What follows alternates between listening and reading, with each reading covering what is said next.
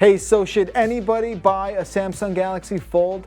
And what classic TV series actually deserves to be rebooted? Well,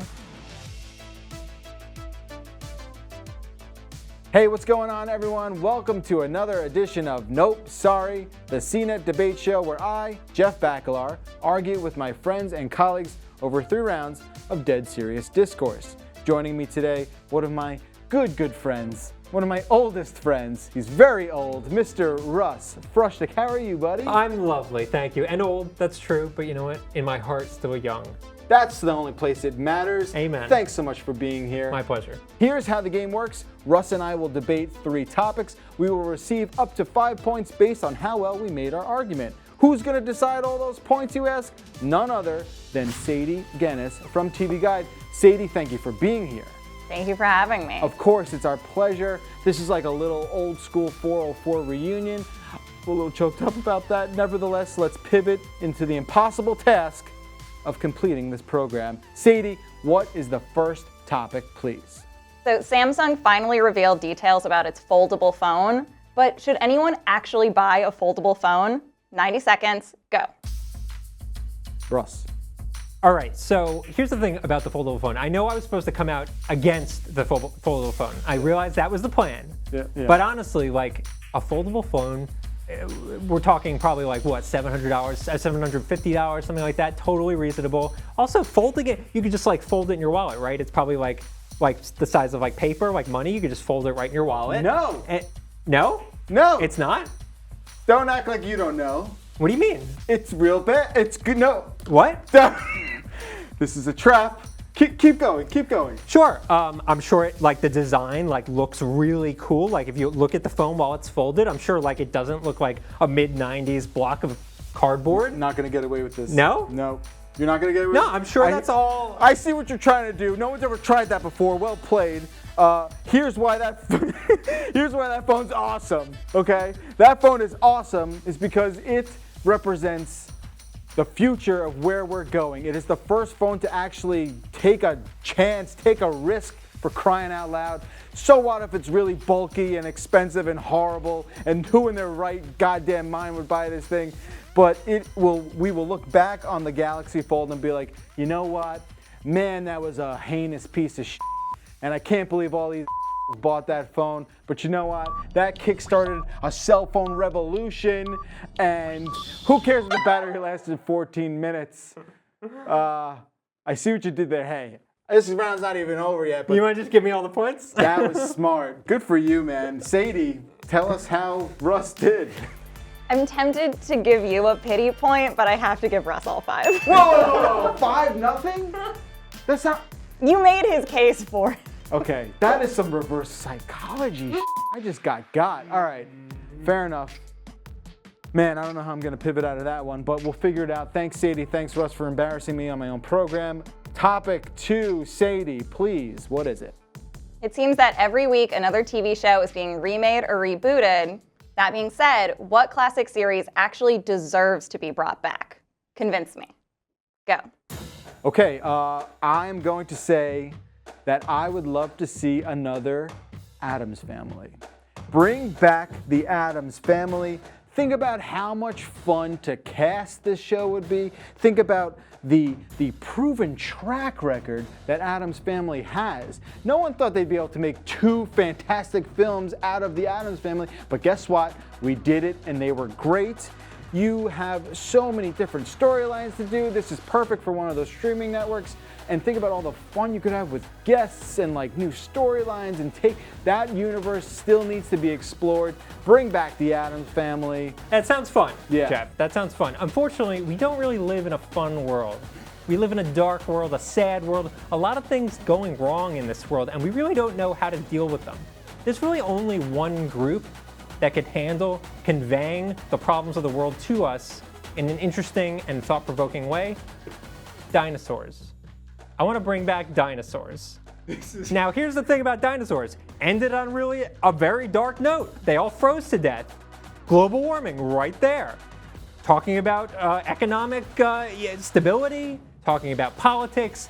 Dinosaurs are the best way to convey these concepts to us in an entertaining, puppet-enhanced way. Okay. Not the mama. Not the mama. Look, this is maybe breaking the fourth wall a little bit. This morning, Nick Henry goes, "You should pick dinosaurs." I said, "No, Russ is probably going to pick dinosaurs." Thank you for playing into that. I don't know if that gives me any points with the judge, but Sadie Guinness, what do you think of that round? You guys both made really good arguments, but I think because the world is so depressing, Addams Family has the edge. So 3 to Jeff, 2 to Russ. Thank you, Sadie. I really have to come together in round 3. The score is 7-3. I basically have to smoke your ass this round. And this round's a doozy because sometimes on Nope Sorry, we just have to go off the rails a little bit. So Sadie Guinness, please introduce the third topic. We all know cats can see beyond the veil, but can a dog be haunted? Go. I absolutely think dogs can be haunted, and here's why. If you've ever seen a dog, specifically a dirty dog, you know that they develop many ticks and insects and bugs, and it's very common for those bugs to only live like a day or two. So chances are, after a day or two, every single one of those bugs is dying on the dog itself. Ghost bugs on the dog. Yes, that dog is haunted. I don't want to go anywhere near him. Okay, that's an interesting route to go, but I'm glad you went there. No, of course, dogs can't be haunted, okay? I have a dog. Look, as much as I love dogs, and I know no one asked, but they're much better than cats, but listen, dogs are not that bright. I have a dog, they're the greatest animals on earth. They're just not that smart, okay? You know, dogs, we give them too much credit. They can't even figure out the basic, things that the way to interact with the world. How on earth are dogs perceptive enough to understand if they are somehow being haunted by something from the afterlife? They don't even know. If you give a dog food, it will continue to eat until it throws up. It doesn't know any better. It won't know if it's going to be haunted by a ghost or a specter or Why does it matter? Why do you think it needs to know? No, because how else? Russ, it lacks the cognitive Something can be ability. haunted and not know that they're being haunted. Then how would we ever know if it's being haunted? A dog would know. It lacks the basic cognitive functions to understand what a haunting is, and therefore, because of that, the ghost will just knock on that door and be like, "Well, I'm taking my spooks somewhere else. And there's nobody home in that dog brain." I see dog people. All right. Somehow we did that. Sadie, who made the better argument there? This one's tough. Let me just catch you up. This guy took 30 seconds talking about bug ghosts, okay? And I think the failure there is that's assuming every bug that dies becomes a ghost, which come on. is not how ghosts work. But your counter argument to Jeff wound up being the strongest argument, which is that you do not need to know you're being haunted to be haunted. Watch the first 20 minutes of any ghost movie. They just think the window's opening. But they're still being haunted. The dog doesn't know that. The dog doesn't even understand. The dog thinks it's the door. You put a blanket over a dog, it's like, "Oh, it's nighttime." Blair Witch, they just lost the map. I don't know. They didn't know Blair Witch was coming after them. I don't know, Sadie. Just think about everything that we've presented to you. Don't forget about the ghost bugs. How stupid that was. The ghost bugs are gonna hurt you. Because that was stupid. I'm gonna do 2 to Russ, 3 to Jeff.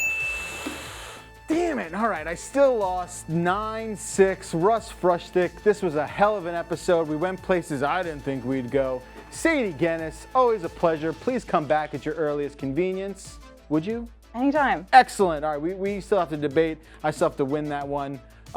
Russ won the game. What did he win? Whoa! Hey, that one-hand grab for Cowboy Russ. Oh Put my it on God! there, I'm Timothy Oliphant, finally! That's Deadwood right. movie. Deadwood or Justified? Both.